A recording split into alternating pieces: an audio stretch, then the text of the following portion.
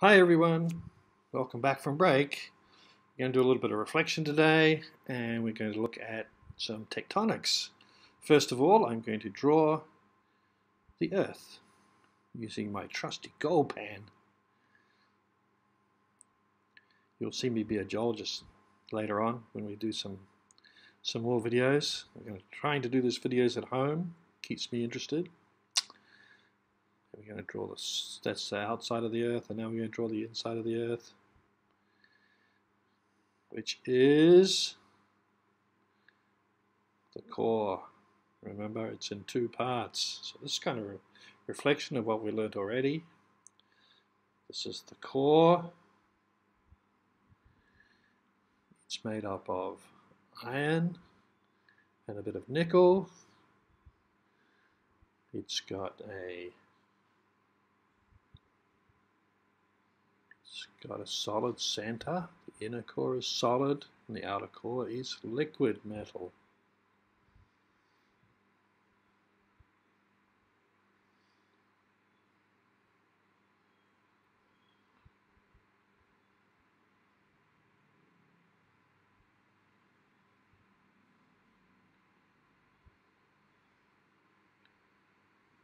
And then surrounding the core is the mantle. And the mantle's made up of molten rock. It's not made of igneous, sedimentary and metamorphic rock. That's what the crust is made of. So the difference between the core and the mantle is the core is iron, nickel, metal. It's very hot and very, very dense. And the mantle is where we have convection currents. There are probably actually convection currents in the outer core too, but that's not what we're considering right now. We're considering the convection currents that occur because of heat from the core. That starts, the heat from the core is so hot, it starts to make the bottom parts of the mantle in places melt, and therefore they become less dense and they rise up to the surface.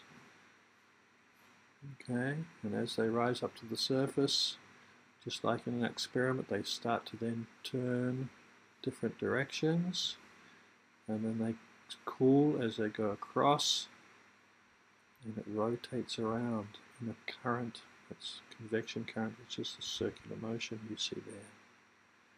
And they kind of go in opposite directions. So now we've got the crust on the surface there, and I'm drawing an oceanic crust, which is just the thin one. That's about 5 kilometers thick. And when these convection currents that come straight up, the hot parts that come straight up from the middle, it causes, because they spread in different directions, it causes the crust also to separate and spread in different directions. And in between, magma coming up from the mantle will cool and erupt to the surface along fractures in the earth that we call spreading zones. Mid-oceanic ridges, rift zones. You get volcanism there, you might get some earthquakes there as well. And this is called a divergent plate boundary. A new crust is made there at the center as the two parts of the crust diverge and separate from each other. Okay. So we can demonstrate this also. Do some cooking. I was doing some cooking the other day. And there goes my divergent. There's the heat from the bottom of the pan comes up. Got things floating on the top, just like the crust floating on top of the mantle. The mantle will come up through the middle and separate those bits of crust and move them around. So let's have a look on the Earth, on the globe. to see if we can find some of these rift zones. This is the Mid-Atlantic Rift Zone. It goes through Iceland. And this is that Atlantic Ocean. And you can see if you look at some detailed maps, there's a little bit of mine, not such a good one. Mine's a bit old, but you can still see there's a high zone in the middle of the ocean there. That's the ridge. And that's where the two plates are moving apart. So underneath there you've got a convection current that's moving and going, separating. When it gets to near the surface, it pulls the plates apart. And these arrows show the direction the plates then are moving apart from each other, and you get new crust formed along that line. Okay, let's see if there's another place we can see this. It doesn't always happen just in the oceans, although oceans is the most common. But there are also some places, and there's one particular one that's very famous in East Africa called, very cleverly, the East African Rift Zone. That's along the continent of Africa. It kind of breaks up into two zones, goes through there, but it also continues along. So this is one day, in a very distant future, we won't be around then, that part of Africa will break up and you'll get a sea probably in between. Right now you can see lakes in between. This is similar along to the Red Sea that separates the peninsula of Arabia with Egypt, northern part of Africa, and also down the Aden Sea there as well. There's another one. Okay, so they're the two really good examples. There are more around the Earth, but that's what we'll show you today. Now we're going to have a look at,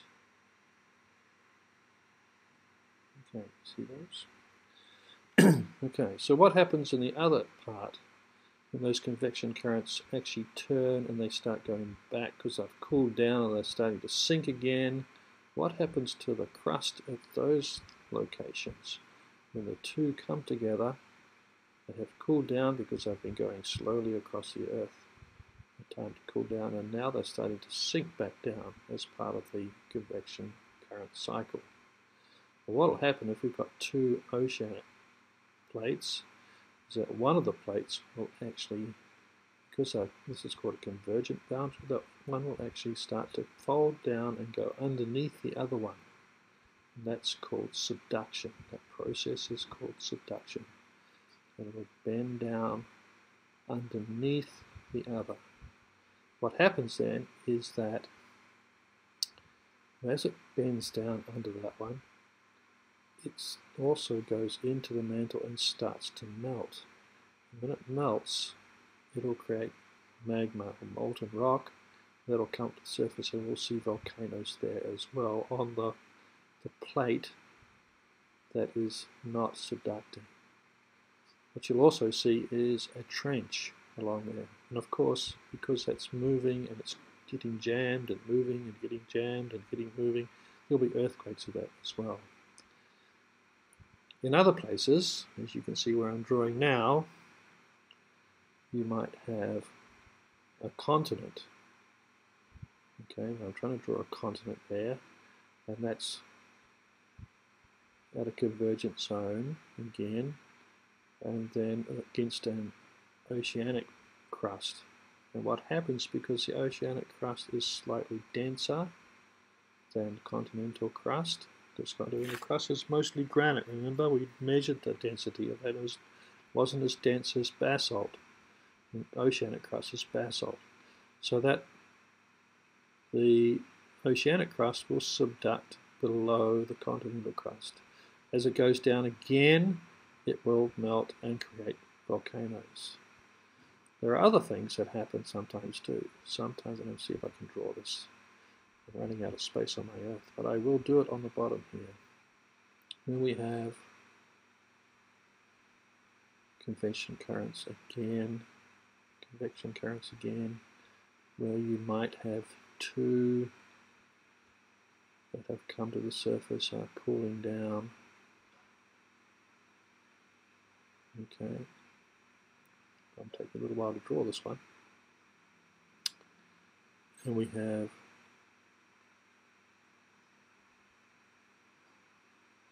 could do a bit of editing, couldn't it?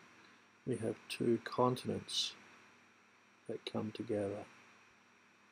So what happens when we have two continents that end up, one's usually riding on a plate that's already been had subduction going on it from a oceanic, it's kind of tied to the oceanic one, and the oceanic one has all been subducted and there's nothing left.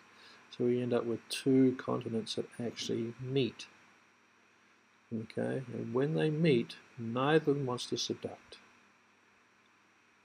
And what happens is that they crash into each other. And this is where we get our major mountain ranges. The biggest example of that we know right now is where India collided into an Asian plate and created the Himalayan mountains, were the biggest mountain range in the world. Okay, so that's continent to continent. We call that collision. Let me finish off my map. My Earth. There it is, where it's all pretty and coloured in. You can pause on that to have a look at it too, if you like. There's lots of examples of that around too.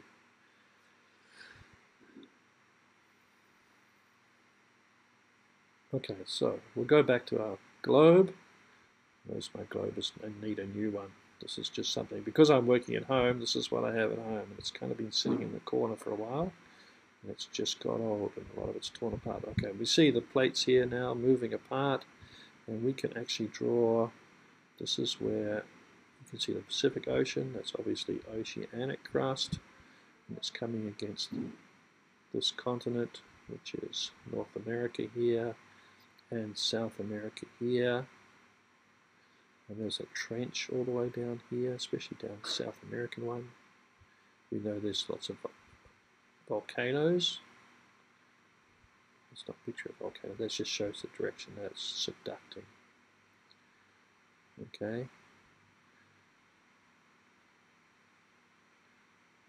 You can also see that it's going along here. Here are two oceanic crusts coming together, and there's a whole line of islands, of volcanic islands, called the Aleutian Islands. As we come down past, what is that called? Kamchatka or something, of Russia, and then past Japan. Japan is also like an island arc section. Okay, we can see Indonesia here, Indonesia where we live. There's a lot of volcanoes. That's the Indian Ocean subducting underneath the continent of Sunda. That's one more that I know fairly well, and I'll show you this. So you can see this going. This is what we call it, all the way around the edge of the Pacific. That's what we call the Pacific Ring of Fire, because there's volcanoes and earthquakes all the way around there, where these plates, the Pacific Ocean in particular, is subducting under all the continents around the edge, and also making island arcs, or ocean to ocean. There's one from New Zealand there, that's a Kermadec Trench. North Island, New Zealand's full of volcanoes. Okay, so if we do this kind of thing, and we do, oh, sorry, one more left. Here's the continent to continent collision one.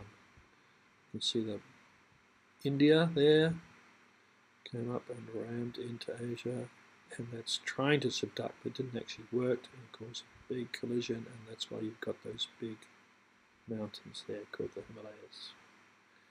Okay.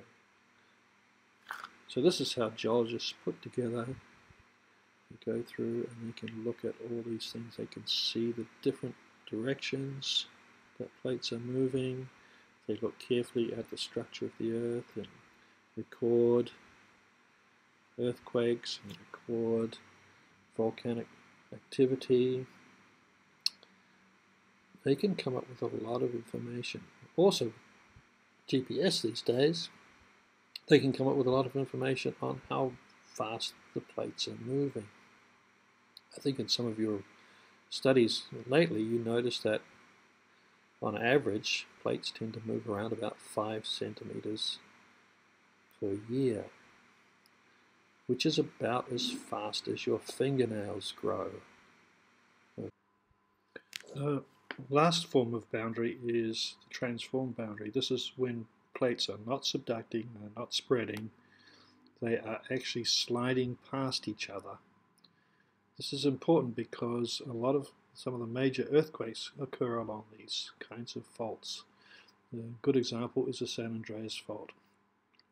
When geologists put all this information together, they can come up with the plates of the Earth. And here's a good map of one of them, of all the plates in the Earth recognized by looking at all the information. And again, you can see here in centimeters the rate of movement along each of these boundaries of the plates.